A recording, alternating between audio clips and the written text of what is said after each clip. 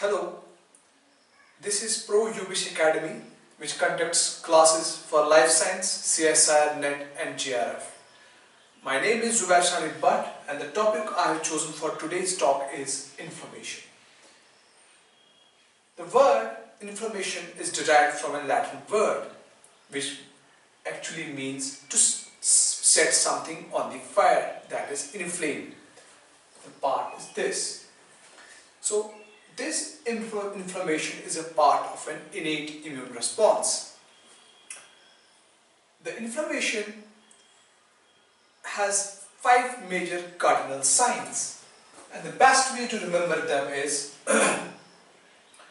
one is the redness, R-E-P-E-N-L,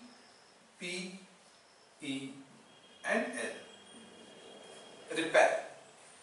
R represents redness. When anything, either it will be a knife or it can be any thorn, when it pricks us, what happens is the prick goes down to the blood vessels and the blood starts to leak out, and that leads to the redness. The second is edema, E-D-E-M-A. Edema in simple terms is called as, we can say it's like the area starts to accumulate water at the site of injury. Then we have the term P deals with pain, and then we have E, or we can call it as heat, H-E-A-T, and L represents loss of function.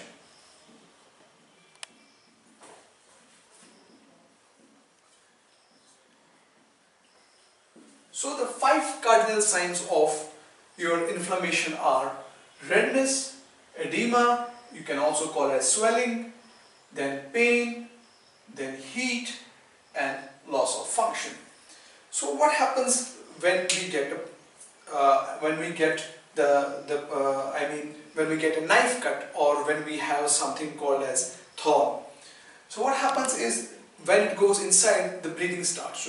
The blood cells come and infiltrate the interstitial fluid, and that causes redness. And edema is there when the inflammatory mediators call upon the leukocytes from the blood into the interstitial fluid, or you can also call it as tissue fluid. And then the pain. The pain is triggered when the nerve impulses are generated when it encounters prostaglandin E2, that is called P prostaglandin E2. This is the pain.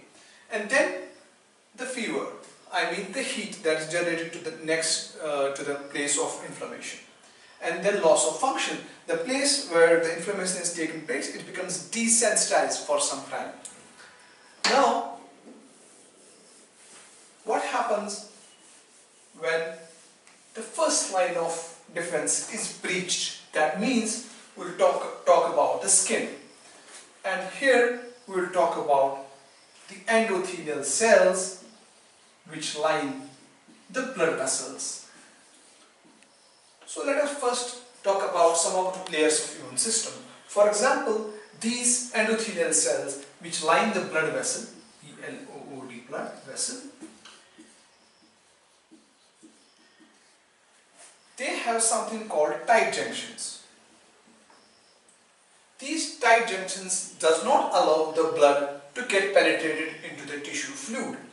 And these endothelial cells also line your blood vessels, the capillaries. Now what happens when a thorn pricks us? So first thing that will happen is there will be a tissue injury that's called as necrosis. And this necrosis, what it does is, when the cells spit out their contents, the lysosomes get dissolved, and this leads to the decrease in the pH. When the pH is decreased, what happens is, the lower pH, it leads to the activation of bradykinins, B-R-A-D-Y, kinins. The bradykinins, they are activated by a protein called calcrene, K-A-L K-R-E-I-N. This kallikrein activates the bradykinins, and these bradykinins, what they do is, the first thing that they do is they degrade the tight junctions. When the tight junctions are degraded, then only the immune cells or the white blood cells called leukocytes can enter into the tissue fluid to encounter either a pathogen or a tissue injury. So what happens is, another thing that is triggered here is when the tissues get damaged, they start releasing something called as inflammatory mediators. Inflammatory mediators.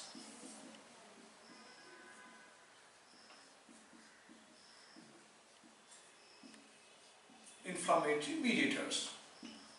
So what do these inflammatory mediators do is, they, for example, they release chemotactic factors. They are called as CF.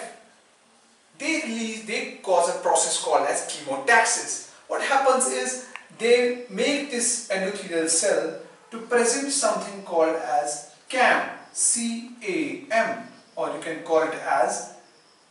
can also call it as selectin, S-E-L-E-C-T-I-N. So the endothelial cells present on the blood side, the selectins. Now what happens on the other side? I started with saying that when a tissue is damaged, it decreases the pH, and when it is pH decreased because the necrosis happens and lysosomes secrete their contents out, and this activates bradykinins with the help of a protein called kallikrein. When the bradykinins are activated, what they do is they come and bind to the mast cells, M-A-S-T. Mast cells are present in the connective tissue of the skin, so they have receptors for bradykinins. So when bradykinins bind to the mast cells, they secrete something called as histamine. It is an amine-based inflammatory mediator. Another thing that can activate mast cells is pathogens. For example, bacteria. The bacteria presents antigens on its surface. They are called as PAMP. P-A-M-P. That is pathogen associated molecular patterns, and these have receptors in the mast cell. They are called as PRR, pattern recognition receptor. So these pathogens can bind to the mast cells with the help of PAMP and PRR, that's called, together they can be called as PAMPer. This is present in the bacteria and this receptor is present in the mast cells. The binding of this PAM to the PRR, that's pattern recognition receptor, can also activate mast cells. Now, when I started with my speech, I told about tissue damage, but at the same time, nerve damage can also take place. And if nerve damage is there, it releases a substance called as substance P. Substance P. This substance P can also bind to the receptor of the mast cells and activate it. Now, let us see, once the mast cell is activated, what will happen? The next step, immediate next step. So what happens when mast cells get activated?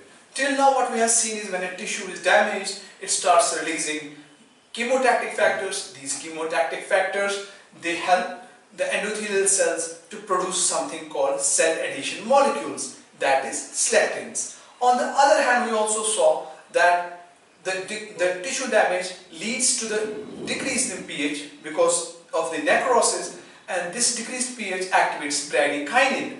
Bradykinin does two things. One, it breaks the tight junctions in the endothelial cells, and at the same time it also activates mast cells. And mast cells can be activated in other two forms also. One, by substance P, that is secreted by once the nerve cells get damaged, or by the pathogen antigens, for example PAMPers. Now let us see, what does histamine do? Histamine is the main player in inflammation. And if you talk about inflammation as a whole, it has three major functions. First is to signal an alarm, that is to call all the cells of the immune system to the site of injury. Second, its role is to defend against the intruding microorganisms. And its third role is to repair. Now let us see once mast cell gets activated and how the mast cell gets activated. What we see that we have the receptors on the surface of the mast cells, and we also have granules inside the mast cells, and these granules contain something called as histamine. Now how will this mast cell secrete histamine? What happens is, once the ligands bind to it, for example PAM, that is an antigen present on the surface of the bacteria, or say substance P, that is released by the damaged neurons, and you can talk about bradykinin, that is produced by decrease in the pH at the site of injury.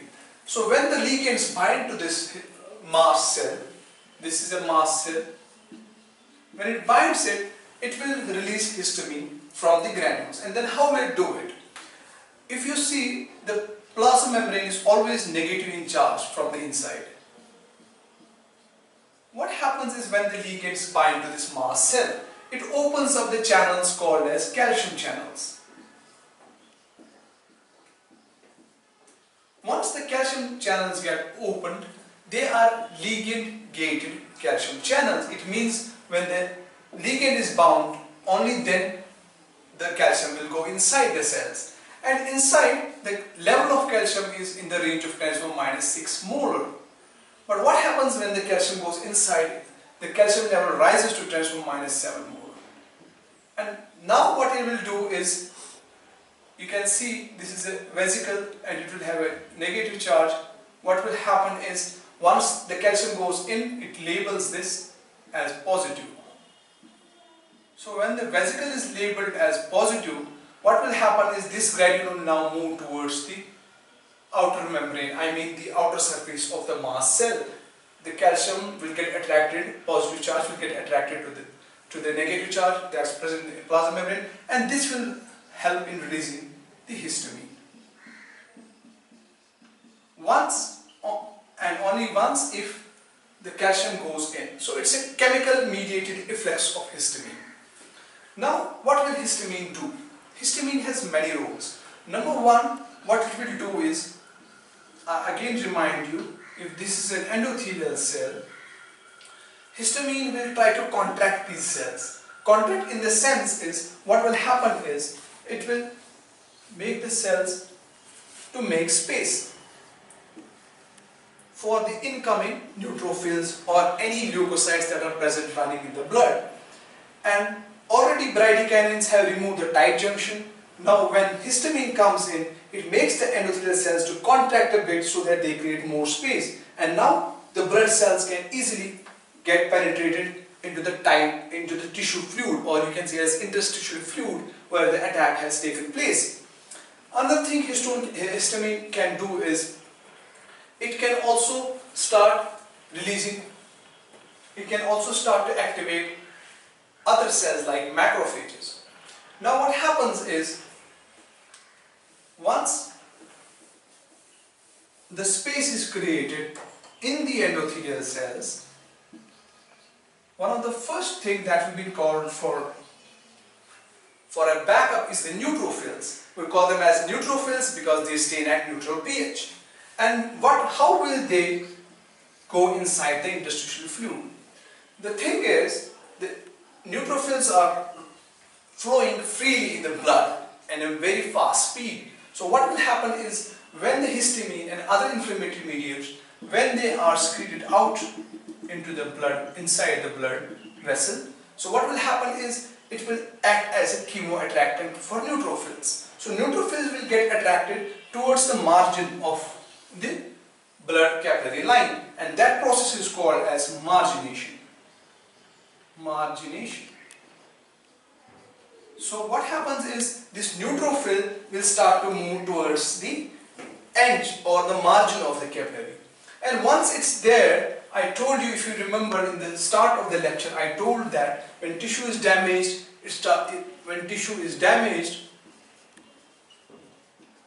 it releases chemotactic factors, and these chemotactic factors make this endothelial cell to produce something called as cell adhesion molecules, and in this case it is selectin, S-E-L-E-C-T-I-N.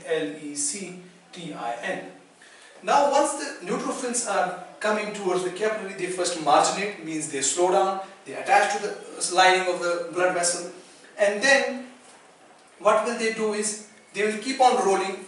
The neutrophils will keep on rolling like this until and unless they face the selectins. So once the neutrophils face the selectins, because of the presence of the inflammatory mediators, they present something on their surface, a receptor, and that receptor is called as integrin, I-N-T-E-G-R-I-N. So the selectin and integrin, they interact with each other. Now the neutrophil is bound to the endothelial cell. What will happen now to the bound neutrophil cell? This neutrophil needs to be here, where the tissue damage is taken place. It means it has to move towards the battlefield from where the breach has already taken place. This neutrophil will do it in two different ways. How will it do it? Let us see. If this is an endothelial cell, bradykinins have already broken the what is called as the breach. I mean, they have already broken the wall, the tight junctions, and histamine has already stretched the endothelial cells, making more space for the neutrophils to go in. Now once they bind to the selectin, these neutrophils, what they will do, they will drastically change their shape. It means they will squeeze. They will squeeze through these two endothelial cells, and they will move into the tissue fluid. Now they do another process that's called extravasation.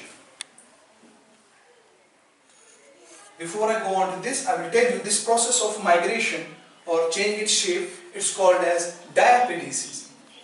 Diapedesis.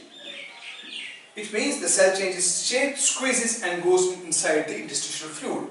Now it has to reach to the site of the breach. But if you remember, our tissue is made up of many of the cells. So it has to move through the cells and reach the target site. And it does this by a process called as extravasation. E-X-T-R-A-vasation. It's just like a person has to move through the crowd, so he has to make adjustments until it reaches to its target site. So once neutrophils are here, they will start taking up the antigens, that is, they will phagocytose the antigens. At the same time, they will also release something called as toxins, which will not only destroy the bacteria, but will also destroy the normal cells. So that is why neutrophils are short-lived. They have a lifespan of about, say, 5 to 7 days. And if you have something goes inside your skin, after some time you will feel there is a pus. The reason being is that these are the carapaces of neutrophils. When neutrophils die, they produce pus.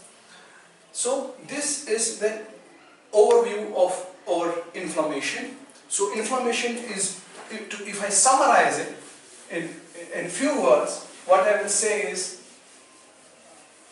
the tissue damage